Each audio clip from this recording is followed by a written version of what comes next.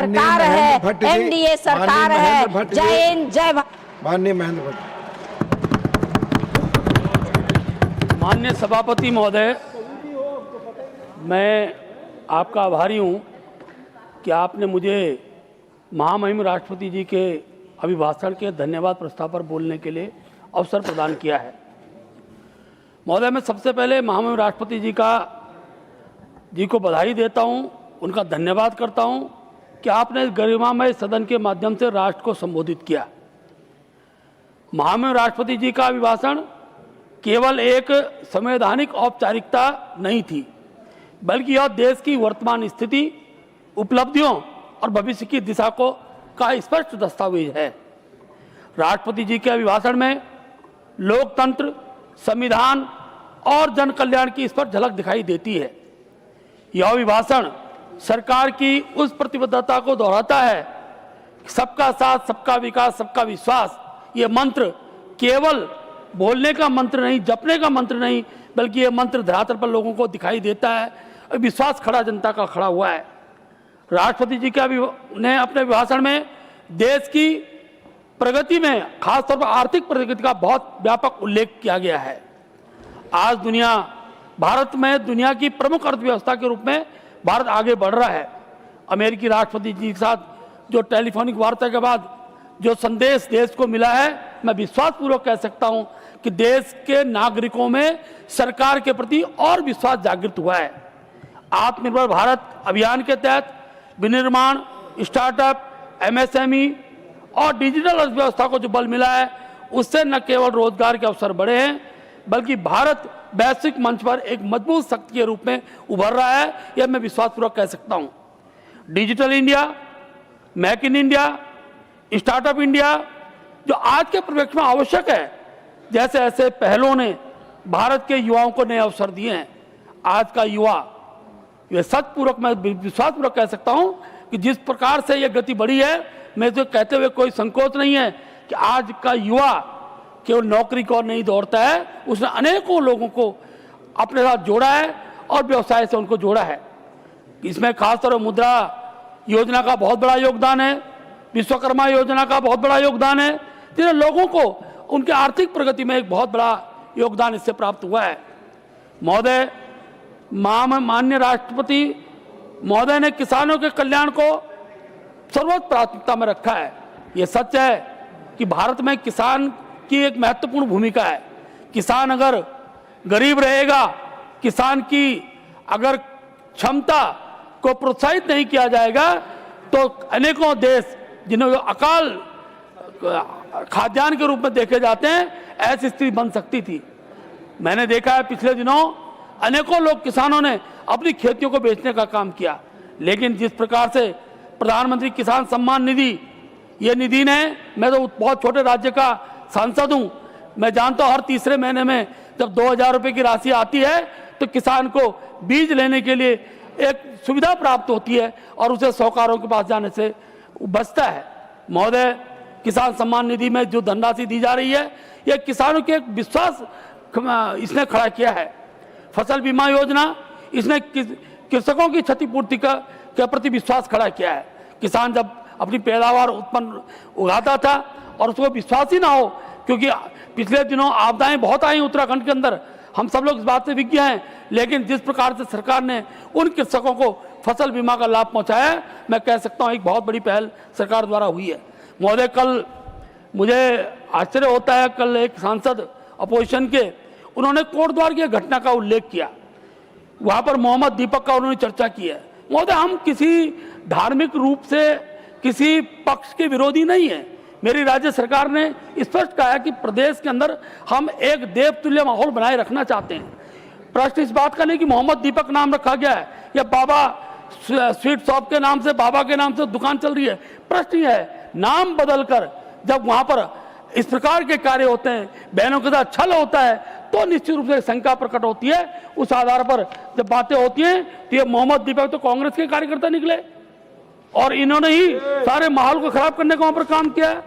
महोदय, मैं चर्चा कर रहा था सिंचाई परियोजनाओं का। कृषि विकास में किसानों की आय बढ़ने की दिशा में आज कठोर प्रयास हुए हैं। महोदय, मैं उत्तराखंड से आता हूं, वहां पर श्री अन्न का बड़ा भंडार है। कोदा, झंगोरा का मार्केट बढ़ा है, बड़ी संख्या में मोटे अनाज का उत्पादन बढ़ा है और गरीब किसानों को इसका बड़ा लाभ मिला है। मेरे राज्य में पशुपालन, मत्स्य पालन, मधुमक्खी पालन बढ़ा है। सरकार द्वारा इसके लिए सहकारिता के माध्यम से कम ब्याज पर ऋण देने का जो काम किया, उससे वहाँ के जो बेरोजगार युवा है, जो खास तौर पर मैं कह सकता हूँ कि मधुमक्खी पालन से जुड़े हुए हैं, उनको बड़ा लाभ मिला है। आज देश के अंदर मत्स्य पालन की 105% की वृद्धि, ये उल्लेखनीय है। इस सरकार के इन प्रयासों से लाभ हुआ है। राष्ट्रपति का अभिभाषण सामाजिक न्याय को मजबूत भावना इसमें दिखाई गई है। पीएम जनधन योजना इसी प्राथमिकता पर काम कर रही है। आदिवासियों में सबसे पिछड़ी जातियों को 20 से 20,000 ज़्यादा गाँव को विकास से जोड़ा गया है। इस समुदाय के लोगों को 2.5 लाख घर इसी योजना के माध्यम से बने हैं। पिछले 11 वर्षों में 42,000 करोड़ रुपए की से अधिक की पोस्ट मैट्रिक छात्रवृत्ति अनुसूचित जाति के छात्रों को दी गई है। महोदय, अनुसूचित जाति का छात्र आज प्रधानमंत्रित्व काल में इस विश्वास से खड़ा हो रहा है कि आप गरीबी में भी गरीब से गरीब व्यक्ति अच्छी शिक्षा ले सकता है, आगे बढ़ सकता है। बहुत बड़ी प्राथमिकता हुई है। उज्ज्वला योजना की मैं चर्चा करना जरूर चाहूँगा। महोदय, हम पहाड़ी क्षेत्र के लोग हैं, हमको गैस के सिलेंडर के लिए बहुत दिक्कतें होती थी। आज मेरे उत्तराखंड के हर घर के अंदर गैस का चूल्हा है और गैस की सप्लाई गांव के गांव तक हो रही है। ये एक बहुत बड़ी उपलब्धि के रूप में कहूँगा। मातृशक्ति को उस धुएं से बचाने का काम सरकार ने किया है। आज 10 करोड़ महिलाओं के स्वयं सहायता समूह से जोड़ा गया है। मेरे राज्य में 6,772 समूह बनाकर 5 लाख ग्रामीण बहनों को विकास से जोड़ा गया है। मेरे राज्य में लखपति दीदियों की वर्तमान में 1,70,000 दीदियाँ लखपति दीदियाँ बनी है। ये प्रधानमंत्री जी का लखपति दीदी योजना का एक बहुत बड़ा लाभ हमको मिला है। ड्रोन दीदी योजना से बहनों को कृषि क्षेत्र में आधुनिक तकनीक से जोड़ने का काम हुआ है। स्वस्थ नारी सशक्त परिवार, इस योजना में मातृशक्ति के स्वस्थ रहने के का जो काम किया है, महोदय, मैं कह सकता हूँ कि इसका उत्तराखंड के बहुत बड़ा एक संदेश है और प्रधानमंत्री जी का सभी बहनें धन्यवाद कर रही हैं। महोदय, मोदी जी के शासन में मातृशक्ति के नए स्वरूप के दर्शन हुए। अभी एनडीए की जो पहला जो बैच निकला है, उसमें महिला कैडेट्स का जो चयन हुआ है, मैं कह सकता हूँ उत्तराखंड का भी की बहुत सारी बहनें उसमें निकल कर आई है। सभापति महोदय, राष्ट्रपति जी ने अभिभाषण में स्वास्थ्य क्षेत्र के लिए आयुष्मान भारत योजना, ये बहुत, इस योजना का उल्लेख मैं इसलिए करूँगा, मैं जानता था मेरे उत्तराखंड के अंदर किस प्रकार से गरीब लोगों को मैं शॉर्ट कर रहा हूँ, गरीब लोगों को जिस प्रकार से स्वास्थ्य में दिक्कतें आती थी। आज एक बहुत बड़ा उपहार, मैं उपहार कहूँगा इस आयुष्मान योजना को, ये बहुत बड़ा उपहार गरीब लोगों को मिला है। और एक एक व्यक्ति इलाज के लिए बहुत अच्छे हॉस्पिटल तक जाता है। जहाँ देश में इसका लाभ 36 लोगों को मिला, वहीं मेरे राज्य उत्तराखंड में यह संख्या 9 लाख लोगों की है। 50 लाख कार्ड धारक बने, तो इस पर अब तक 3,300 करोड़ रुपए खर्च हुए हैं। मेरे राज्य में यह योजना सभी नागरिकों को इसका लाभ दिया जा रहा है उत्तराखंड के अंदर। महोदय, देश की आंतरिक और बाह्य सुरक्षा में आज देश ने प्रगति की है। आंतरिक सुरक्षा को खतरा बने माओवादी आतंकवाद की चर्चा कल हुई, मैं धन्यवाद करूंगा माननीय अपने गृह मंत्री जी का। आज देश के अंदर की 2,000 लोगों ने इसमें जो माओवाद से जुड़े थे उन्होंने आत्मसमर्पण किया है और धीरे धीरे समस्या समाधान की ओर बढ़ रही है। महोदय, मैं एक छोटे राज्य से आता हूं। जब से डबल इंजन की सरकार उत्तराखंड में बनी है, मोदी जी ने राज्य के विकास के लिए कोई कमी नहीं छोड़ी है। मेरी सरकार ने केंद्र से जो मांगा वो हमें सदैव प्राप्त हुआ है। उत्तराखंड में सड़कें, सुरंग, पुल, हेली सेवाएं और अब पहाड़ों में दिखाई दे रही हैं। 4 Dham all weather road, Rishikesh Karnaprayag rail line, सीमावर्ती सड़कों का निर्माण इसका परिणाम है।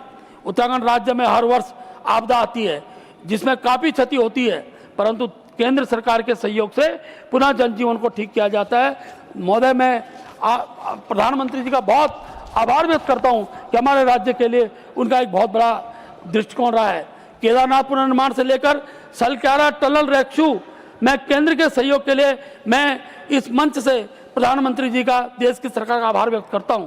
केंद्र सरकार के सहयोग से राज्य में पलायन रोकने की पहल, एक कामयाब पहल के रूप में मैं इसको देखता हूं। पहली बार होम स्टे, सीमांत पर्यटन, स्टार्टअप और स्थानीय उत्पादों के जरिए रिवर्स पलायन की शुरुआत उत्तराखंड के अंदर हुई है। एक अच्छी, मैं कह सकता हूँ, केंद्र की योजनाओं ने इतना लाभ हमारे राज्य को पहुंचाया है। आज सीमावर्ती गांव बोझ के रूप में नहीं है महोदय, हमारी शक्ति है, सीमावर्ती गांव बन गए हैं। पहले सीमावर्ती गांव को आखिरी गांव कहा जाता था, परंतु प्रधानमंत्री जी ने इन्हें देश के प्रथम गांव नाम दिया और ब्राइब्रेंट विलेज बनाकर प्रथम पंक्ति में खड़ा किया है। महोदय, अंत में मैं यही कहना चाहूंगा कि राष्ट्रपति जी का यह अभिभाषण आशा, विश्वास, संकल्प का। माननीय सतनाम सिंह संधू जी।